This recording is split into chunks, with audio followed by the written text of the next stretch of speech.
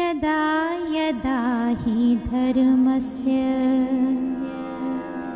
ग्लानिर्भवति भारत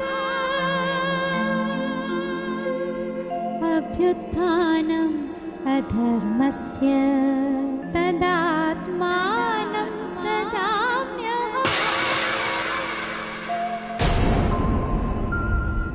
परित्राणाय साधूनां विनाशाय च दुष्कृताम्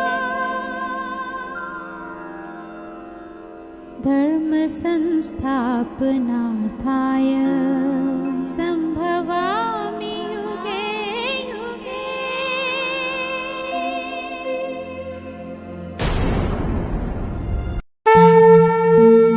अर्जुन बोले, हे कृष्ण, जो मनुष्य शास्त्र विधि को त्याग कर श्रद्धा से युक्त हुए देवादि का पूजन करते हैं, उनकी स्थिति फिर कौन सी है? सात्विकी है अथवा राजसी किंवा तामसी? श्री भगवान बोले, मनुष्यों की वे शास्त्रीय संस्कारों से रहित केवल स्वभाव से उत्पन्न श्रद्धा सात्विकी और राजसी तथा तामसी ऐसे तीनों प्रकार की ही होती हैं। उसको तू मुझसे सुन। हे भारत, सभी मनुष्यों की श्रद्धा उनके अंतःकरण के अनुरूप ही होती है। यह पुरुष श्रद्धामय है, इसलिए जो पुरुष जैसी श्रद्धा वाला है वह स्वयं भी वही है। सात्विक पुरुष देवों को पूजते हैं, राजस पुरुष यक्ष और राक्षसों को तथा अन्य जो तामस मनुष्य हैं वे प्रेत और भूतगणों को पूजते हैं। जो मनुष्य शास्त्र विधि से रहित केवल मन कल्पित घोर तप को तपते हैं तथा दंभ और अहंकार से युक्त एवं कामना, आसक्ति और बल के अभिमान से भी युक्त हैं, जो शरीर रूप से स्थित भूत समुदाय को और अंतःकरण में स्थित मुझ परमात्मा को भी कृश करने वाले हैं, उन अज्ञानियों को तू असुर स्वभाव वाला जान। भोजन भी सबको अपनी अपनी प्रकृति के अनुसार तीन प्रकार प्रिय होता है, और वैसे ही यज्ञ, तप और दान भी तीन तीन प्रकार के होते हैं। उनके इस पृथक पृथक भेदों को तुम मुझसे सुन। आयु, बुद्धि, बल, आरोग्य, सुख और प्रीति को बढ़ाने वाले, रसयुक्त, चिकने और स्थिर रहने वाले तथा स्वभाव से ही मन को प्रिय ऐसे आहार अर्थात भोजन करने के पदार्थ सात्विक पुरुषों को प्रिय होते हैं। कड़वे, खट्टे, लवणयुक्त, बहुत गर्म, तीखे, रूखे, दाहकारक और दुख, चिंता तथा रोगों के उत्पन्न करने वाले आहार अर्थात भोजन करने के पदार्थ राजस पुरुषों को प्रिय होते हैं। जो भोजन अधपका, रस रहित, दुर्गंध युक्त, बासी और उच्चिष्ट है तथा जो अपवित्र भी है, वह भोजन तामस पुरुष को प्रिय होता है। जो शस्त्र विधि से नियत यज्ञ करना ही कर्तव्य है, इस प्रकार मन को समाधान करके फल न चाहने वाले पुरुषों द्वारा किया जाता है, वह सात्विक है। परंतु हे अर्जुन, केवल दंभाचरण के लिए अथवा फल को भी दृष्टि में रखकर जो यज्ञ किया जाता है, उस यज्ञ को तू राजस जान। शास्त्र विधि से हीन, अन्न दान से रहित, बिना मंत्रों के, बिना दक्षिणा के और बिना श्रद्धा के किए जाने वाले यज्ञ को तामस यज्ञ कहते हैं। देवता, ब्राह्मण, गुरु और ज्ञानी जनों का पूजन पवित्रता, सरलता, ब्रह्मचर्य और अहिंसा, यह शरीर संबंधी तप कहा जाता है। जो उद्वेग न करने वाला, प्रिय और हितकारक एवं यथार्थ भाषण है तथा जो वेद शास्त्रों के पठन का एवं परमेश्वर के नाम जप का अभ्यास है, वही वाणी संबंधी तप कहा जाता है। मन की प्रसन्नता, शांत भाव, भगवत चिंतन करने का स्वभाव, मन का निग्रह और अंतःकरण के भावों की भली भांति पवित्रता, इस प्रकार यह मन संबंधी तप कहा जाता है। फल को न चाहने वाले योगी पुरुषों द्वारा परम श्रद्धा से किए हुए उस पूर्वोक्त 3 प्रकार के तप को सात्विक कहते हैं। जो तप सत्कार, मान और पूजा के लिए तथा अन्य किसी स्वार्थ के लिए भी स्वभाव से या पाखंड से किया जाता है, वह अनिश्चित एवं क्षणिक फल वाला तप यहाँ राजस कहा गया है।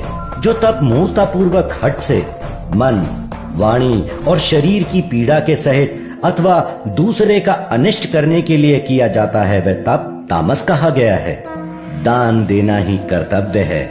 ऐसे भाव से जो दान देश तथा काल और पात्र के प्राप्त होने पर उपकार न करने वाले के प्रति दिया जाता है, वह दान सात्विक कहा गया है।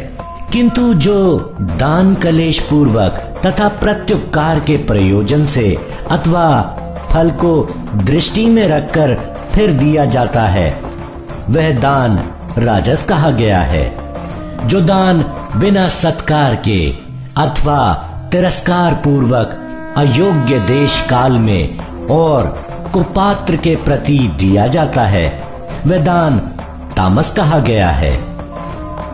ओम तत्सत। ऐसे ये 3 प्रकार का सच्चिदानंद घन ब्रह्म का नाम कहा है।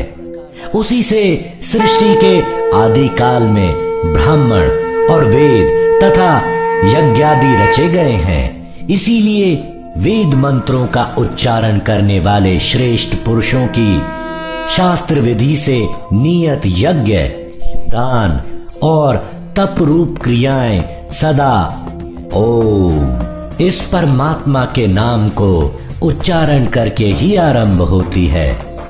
तत् अर्थात तत् नाम से कहे जाने वाले परमात्मा का ही ये सब है। इस भाव से फल को ना चाहकर नाना प्रकार की यज्ञ, तप रूप क्रियाएं तथा दान रूप क्रियाएं कल्याण की इच्छा वाले पुरुषों द्वारा की जाती हैं। सत, इस प्रकार यह परमात्मा का नाम सत्य भाव में और श्रेष्ठ भाव में प्रयोग किया जाता है तथा हे पार्थ, उत्तम कर्मों में भी सत शब्द का प्रयोग किया जाता है तथा यज्ञ, तप और दान में जो स्थिति है वह भी सत इस प्रकार कही जाती है और उस परमात्मा के लिए किया हुआ कर्म निश्चय पूर्वक सत ऐसे कहा जाता है। हे अर्जुन, बिना श्रद्धा के किया हुआ हवन, दिया हुआ दान एवं तपा हुआ तप और जो कुछ भी किया हुआ शुभ कर्म है, वह समस्त असत इस प्रकार कहा जाता है। इसीलिए वह ना तो इस लोक में लाभदायक है और ना मरने के बाद ही।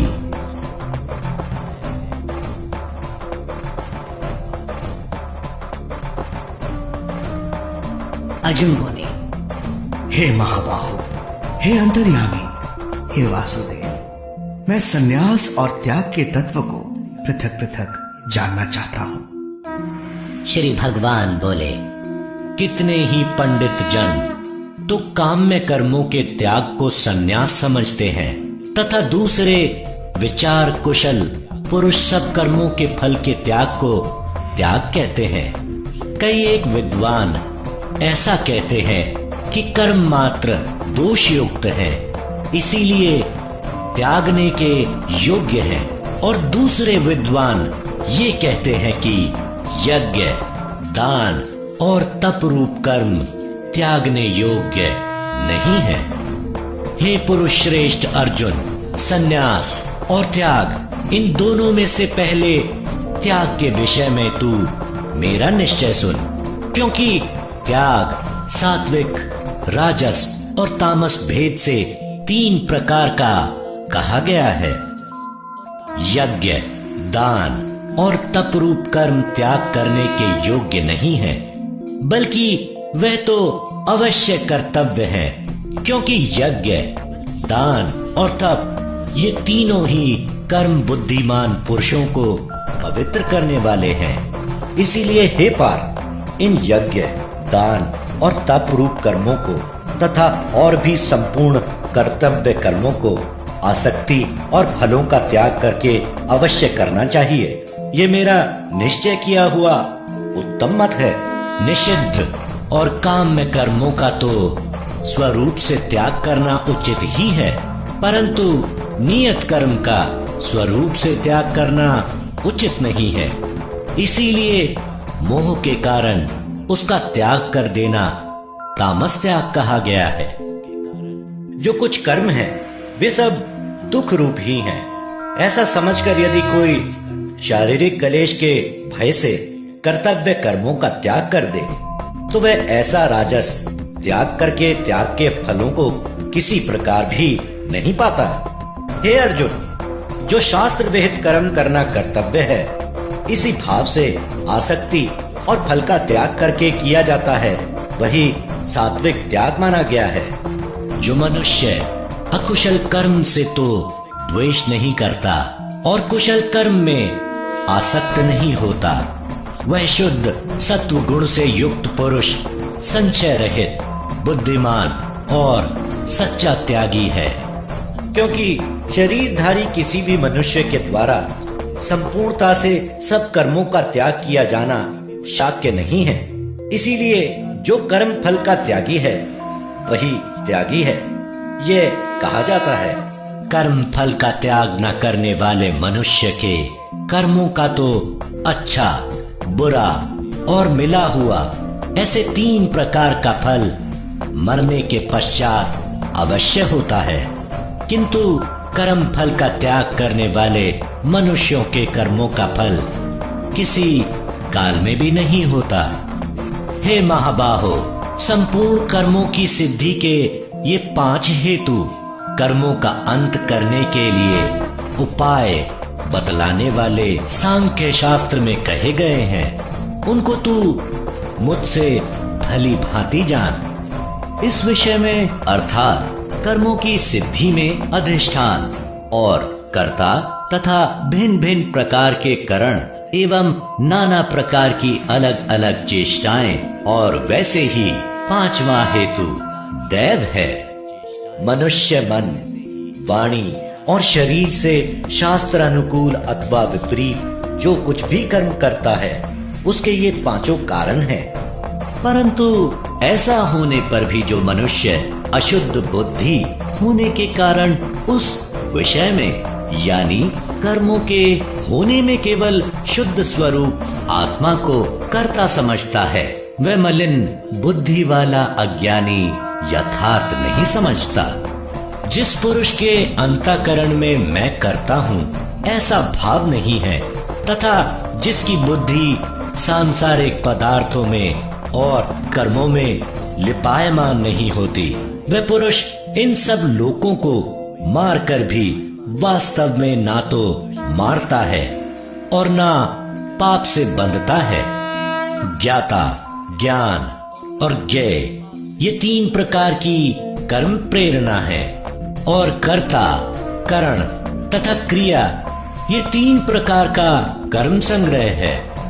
गुणों की संख्या करने वाले शास्त्र में ज्ञान और कर्म तथा कर्ता गुणों के भेद से 3 प्रकार के ही कहे गए हैं। उनको भी तू मुझसे भली भांति सुन। जिस ज्ञान से मनुष्य पृथक पृथक सब भूतों में एक अविनाशी परमात्मा भाव को विभाग रहित संभाव से स्थित देखता है, उस ज्ञान को तू सात्विक जान। किंतु जो ज्ञान अर्थात जिस ज्ञान के द्वारा मनुष्य संपूर्ण भूतों में भिन्न भिन्न प्रकार के नाना भावों को अलग अलग जानता है, उस ज्ञान को तू राजस जान। परंतु जो ज्ञान एक कार्य रूप शरीर में ही संपूर्ण के सदृश आसक्त है तथा जो बिना युक्ति वाला तात्विक अर्थ से रहित और तुच्छ है, वह तामस कहा गया है। जो कर्म शास्त्र विधि से नियत किया हुआ और कर्तापन के अभिमान से रहित हो तथा फल न चाहने वाले पुरुष द्वारा बिना राग द्वेष के किया गया हो, वह सात्विक कहा जाता है। परंतु जो कर्म बहुत परिश्रम से युक्त होता है तथा भोगों को चाहने वाले पुरुष द्वारा या अहंकार युक्त पुरुष द्वारा किया जाता है, वह कर्म राजस कहा गया है। जो कर्म परिणाम, हानि, हिंसा और सामर्थ्य को ना विचार कर केवल अज्ञान से आरंभ किया जाता है, वह तामस कहा जाता है। जो कर्ता संग रहित, अहंकार के वचन न बोलने वाला, धैर्य और उत्साह से युक्त तथा कार्य के सिद्ध होने और न होने में हर्ष, शोक आदि विकारों से रहित है, वह सात्विक कहा जाता है। जो कर्ता आसक्ति से युक्त, कर्मों के फलों को चाहने वाला और लोभी है तथा दूसरों को कष्ट देने के स्वभाव वाला, अशुद्धाचारी और हर्ष शोक से लिप्त है, वह राजस कहा गया है। जो कर्ता अयुक्त, शिक्षा से रहित, घमंडी, धूर्त और दूसरों की जीविका का नाश करने वाला तथा शोक करने वाला, आलसी और दीर्घ सूत्री है, वह तामस कहा जाता है। हे धनंजय, अब तू बुद्धि का और घृति का भी गुणों के अनुसार 3 प्रकार का भेद मेरे द्वारा संपूर्णता से विभाग पूर्वक कहा जाने वाला सुन। हे पार्थ, जो बुद्धि प्रवृत्ति मार्ग और निवृत्ति मार्ग को, कर्तव्य और अकर्तव्यों को, भय और अभय को तथा बंधन और मोक्ष को यथार्थ जानती है, वह बुद्धि सात्विकी है। हे पार्थ, मनुष्य जिस बुद्धि के द्वारा धर्म और अधर्म को तथा कर्तव्य और अकर्तव्य को भी यथार्थ नहीं जानता, वह बुद्धि राजसी है। हे अर्जुन, जो तमोगुण से घिरी हुई बुद्धि अधर्म को भी यह धर्म है ऐसा मान लेती है तथा इसी प्रकार अन्य संपूर्ण पदार्थों को भी विपरीत मान लेती है, वह बुद्धि तामसी है। हे पार्थ, जिस अव्यभिचारिणी धारण शक्ति से मनुष्य ध्यान योग के द्वारा मन, प्राण और इंद्रियों की क्रियाओं को धारण करता है, वह घृति सात्विकी है। परंतु हे प्रथापुत्र अर्जुन, फल की इच्छा वाला मनुष्य जिस धारण शक्ति के द्वारा अत्यंत आसक्ति से धर्म, अर्थ और कामों को धारण करता है, वह धारण शक्ति राजसी है। हे पार्थ, दुष्ट बुद्धि वाला मनुष्य जिस धारण शक्ति के द्वारा निद्रा, भय, चिंता और दुखों को तथा उन्मत्तता को भी नहीं छोड़ता, अर्थात धारण किया रहता है, वह धारण शक्ति तामसी है। हे भरत श्रेष्ठ, अब 3 प्रकार के सुख को भी तू मुझसे सुन।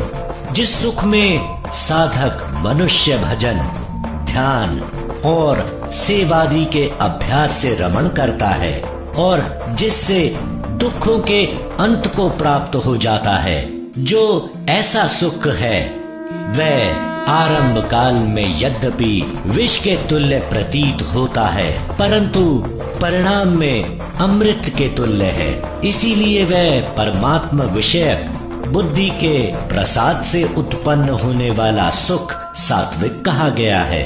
जो सुख विषय और इंद्रियों के संयोग से होता है, वह पहले भोग काल में अमृत के तुल्य प्रतीत होने पर भी परिणाम में विष के तुल्य है, इसीलिए वह सुख राजस कहा गया है। जो सुख भोग काल में तथा परिणाम में भी आत्मा को मोहित करने वाला है, वह निद्रा, आलस्य और प्रमाद से उत्पन्न सुख तामस कहा गया है। पृथ्वी में या आकाश में अथवा देवताओं में तथा उनके सिवा और कहीं भी ऐसा कोई भी सत्व नहीं है जो प्रकृति से उत्पन्न इन तीनों गुणों से रहित हो। हे परंतप, ब्राह्मण, क्षत्रिय और वैश्यों के तथा शूद्रों के कर्म स्वभाव से उत्पन्न गुणों द्वारा विभक्त किए गए हैं। अंतःकरण का निग्रह करना, इंद्रियों का दमन करना, धर्म पालन के लिए कष्ट सहना, बाहर भीतर से शुद्ध रहना, दूसरों के अपराधों को क्षमा करना, मन, इंद्रिय और शरीर को सरल रखना, वेद, शास्त्र, ईश्वर और परलोक आदि में श्रद्धा रखना, वेद शास्त्रों का अध्ययन अध्यापन करना और परमात्मा के तत्व का अनुभव करना, ये सब के सब ही ब्राह्मण के स्वाभाविक कर्म हैं। शूरवीरता, तेज, धैर्य, चतुरता और युद्ध में ना भागना, दान देना और स्वामी भाव, ये सब के सब ही क्षत्रिय के स्वाभाविक कर्म हैं। खेती, गौपालन और क्रय विक्रय रूप सत्य व्यवहार, ये वैश्य के स्वाभाविक कर्म हैं तथा सब वर्णों की सेवा करना शूद्र का भी स्वाभाविक कर्म है। अपने अपने स्वाभाविक कर्मों में तत्परता से लगा हुआ मनुष्य भगवत प्राप्ति रूप परम सिद्धि को प्राप्त हो जाता है। अपने स्वाभाविक कर्म में लगा हुआ मनुष्य जिस प्रकार से कर्म करके परम सिद्धि को प्राप्त होता है, उस विधि को तू सुन। जिस परमेश्वर से संपूर्ण प्राणियों की उत्पत्ति हुई है और जिससे यह समस्त जगत व्याप्त है, उस परमेश्वर की अपने स्वाभाविक कर्मों द्वारा पूजा करके मनुष्य परम सिद्धि को प्राप्त हो जाता है। अच्छी प्रकार आचरण किए हुए दूसरे के धर्म से गुण रहित भी अपना धर्म श्रेष्ठ है, क्योंकि स्वभाव से नियत किए हुए स्वधर्म रूप कर्म को करता हुआ मनुष्य पाप को नहीं प्राप्त होता। अतएव हे कुंती पुत्र, दोषयुक्त होने पर भी सहज कर्म को नहीं त्यागना चाहिए, क्योंकि धुएं से अग्नि की भांति सभी कर्म किसी न किसी दोष से युक्त है। सर्वत्र आसक्ति रहित बुद्धि वाला, सप्राह रहित और जीते हुए अंतःकरण वाला पुरुष सांख्य योग के द्वारा उस परम नैष्कर्म्य सिद्धि को प्राप्त होता है, जो कि ज्ञान योग की परा निष्ठा है। उस निष्कर्म्य सिद्धि को जिस प्रकार से प्राप्त होकर मनुष्य ब्रह्म को प्राप्त होता है, उस प्रकार को हे कुंती पुत्र, तू संक्षेप में ही मुझसे समझ। विशुद्ध बुद्धि से युक्त तथा हल्का, सात्विक और नियमित भोजन करने वाला, शब्द आदि विषयों का त्याग करके एकांत और शुद्ध देश का सेवन करने वाला, सात्विक धारण शक्ति के द्वारा अंतःकरण और इंद्रियों का संयम करके मन, वाणी और शरीर को वश में कर लेने वाला, राग द्वेष को सर्वथा नष्ट करके भली भांति दृढ़ वैराग्य का आश्रय लेने वाला तथा अहंकार, बल, घमंड, काम, क्रोध और परिग्रह का त्याग करके निरंतर ध्यान योग के परायण रहने वाला, ममता रहित और शांति युक्त पुरुष सच्चिदानंद घन ब्रह्म में अभिन्न भाव से स्थित होने का पात्र होता है। फिर वह सच्चिदानंद घन ब्रह्मा में एक ही भाव से स्थित प्रसन्न मन वाला योगी ना तो किसी के लिए शोक करता है और ना किसी की आकांक्षा ही करता है। ऐसा समस्त प्राणियों में समभाव वाला योगी मेरी पराभक्ति को प्राप्त हो जाता है। उस पराभक्ति के द्वारा वह मुझे परमात्मा को मैं जो हूँ और जितना हूँ ठीक वैसा का वैसा तत्व से जान लेता है तथा उस भक्ति से मुझको तत्व से जानकर तत्काल ही मुझ में प्रविष्ट हो जाता है। मेरे पारायण हुआ कर्मयोगी तो संपूर्ण कर्मों को सदा करता हुआ भी मेरी कृपा से सनातन अविनाशी परम पद को प्राप्त हो जाता है। सब कर्मों को मन से मुझ में अर्पण करके तथा समबुद्धि रूप योग को अवलंबन करके मेरे परायण और निरंतर मुझ में चित्त वाला हो। उपयुक्त प्रकार से मुझ में चित्त वाला होकर तू मेरी कृपा से समस्त संकटों को अनायास ही पार कर जाएगा, और यदि अहंकार के कारण मेरे वचनों को ना सुनेगा तो नष्ट हो जाएगा, अर्थात परमार्थ से भ्रष्ट हो जाएगा। जो तू अहंकार का आश्रय लेकर यह मान रहा है कि मैं युद्ध नहीं करूंगा, तो तेरा यह निश्चय मिथ्या है, क्योंकि तेरा स्वभाव तुझे जबरदस्ती युद्ध में लगा देगा। हे कुंती पुत्र, जिस कर्म को तू मोह के कारण करना नहीं चाहता, उसको भी अपने पूर्वकृत स्वाभाविक कर्म से बंधा हुआ परवश होकर करेगा।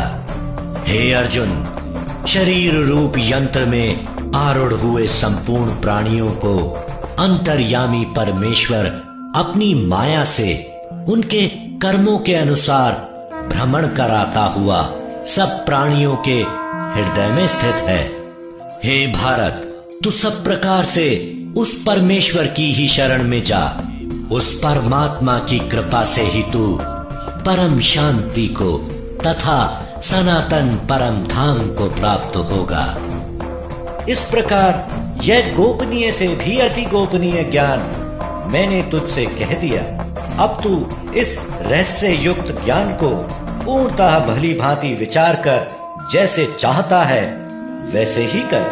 संपूर्ण गोपनीयों से अति गोपनीय मेरे परम रहस्य युक्त वचनों को तू फिर भी सुन। तू मेरा अतिशय प्रिय है, इससे यह परम हितकारक वचन मैं तुझे कहूंगा। हे अर्जुन, तू मुझ में मन वाला हो, मेरा भक्त बन, मेरा पूजन करने वाला हो और मुझको प्रणाम कर। ऐसा करने से तू मुझे ही प्राप्त होगा। यह मैं तुझसे सत्य प्रतिज्ञा करता हूं, क्योंकि तू मेरा अत्यंत प्रिय है। संपूर्ण धर्मों को अर्थात संपूर्ण कर्तव्य कर्मों को मुझ में त्याग कर तू केवल एक मुझ सर्वशक्तिमान सर्वाधार परमेश्वर की ही शरण में आ जा। मैं तुझे संपूर्ण पापों से मुक्त कर दूंगा। तू शोक मत कर। तुझे ये गीता रूप रहस्यमय उपदेश किसी भी काल में ना तो तप रहित मनुष्य से कहना चाहिए, न भक्ति रहित से और ना बिना सुनने की इच्छा वाले से ही कहना चाहिए, तथा जो मुझ में दोष दृष्टि रखता है उससे तो कभी भी नहीं कहना चाहिए।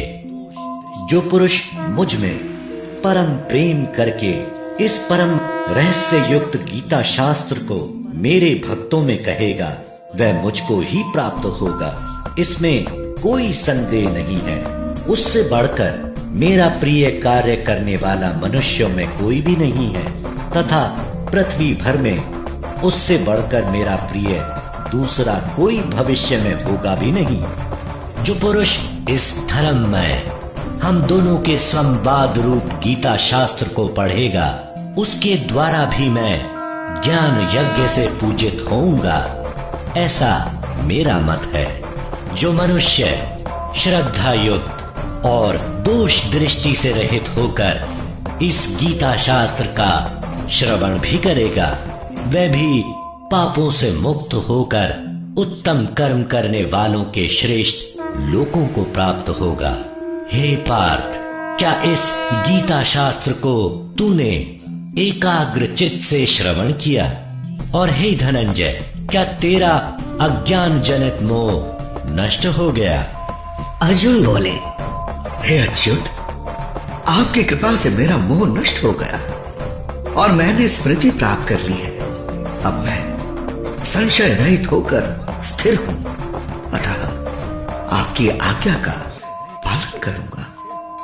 संजय बोले, इस प्रकार मैंने श्री वासुदेव के और महात्मा अर्जुन के इस अद्भुत रहस्य युक्त रोमांचकारक संवाद को सुना। श्री व्यास जी की कृपा से दिव्य दृष्टि पाकर मैंने इस परम गोपनीय योग को अर्जुन के प्रति कहते हुए स्वयं योगेश्वर भगवान श्री कृष्ण से प्रत्यक्ष सुना। हे राजन, भगवान श्री कृष्ण और अर्जुन के इस रहस्य युक्त कल्याणकारक और अद्भुत संवाद को पुनः पुनः स्मरण करके मैं बार बार हर्षित हो रहा हूँ। हे राजन, श्री हरि के उस अत्यंत विलक्षण रूप को भी पुनः पुनः स्मरण करके मेरे चित्त में महान आश्चर्य होता है और मैं बार बार हर्षित हो रहा हूँ। हे राजन, जहाँ योगेश्वर भगवान श्री कृष्ण है और जहाँ गांडीव धनुषधारी अर्जुन है, वहीं पर श्री विजय विभूति और अचल नीति है, ऐसा मेरा मत है।